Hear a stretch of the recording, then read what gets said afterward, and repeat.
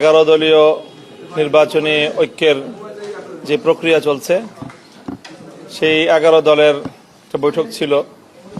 আমরা শীর্ষ বৈঠকের এই আয়োজনটা খুবই তাড়াহুড়ার মধ্যে এবং একটু ক্রিটিক্যাল সময়ে নির্ধারণ করতে হয়েছে।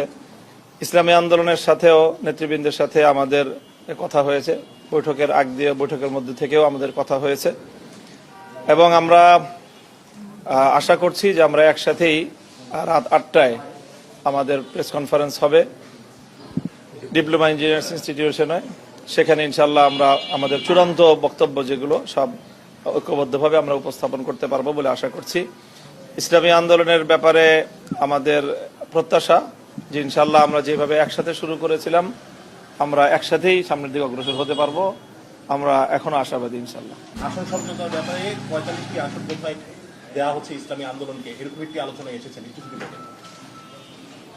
এই বিষয়গুলি আমরা অফিসিয়ালি এখনো পরিপূর্ণ ফাইনাল করছি না, যেহেতু আমাদের রাত 8টার সময় আমাদের প্রেস কনফারেন্স আছে।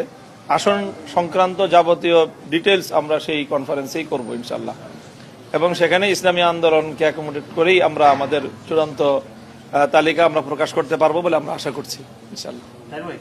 এই যে আসন প্রার্থীতা ঘোষণা নিয়ে যে ঝামেলাগুলো তৈরি হচ্ছে, যে ঝামেলাই বলবো আমরা, সেটা থেকে কি ঝামেলা টিকে থাকে বা ইসলামী আন্দোলন যদি এখানে থাকা নির্বাচনের পরেও কি এটার আরো বেশি আশঙ্কা করছেন কিনা?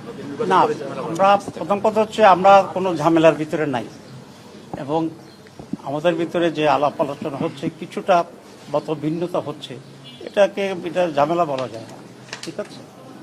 আর 2 নম্বর হচ্ছে আমরা রাত 8টায় কথা বলবো, এখন আর আপনাদের সামনে আমরা তেমন কথা বলতে চাচ্ছি না। সবাইকে ধন্যবাদ। ছোট্ট করে এটা হচ্ছে যে আমরা যতটুকু শুনেছি যে যদি ইসলামী আন্দোলন এসে থাকে তাহলে 300 আসনের ঘোষণা হবে, না হলে 250 আসন। আসলে না আসলেও কি 300 আসন করবে না 250 থাকবে? এটা রাত 8টায়।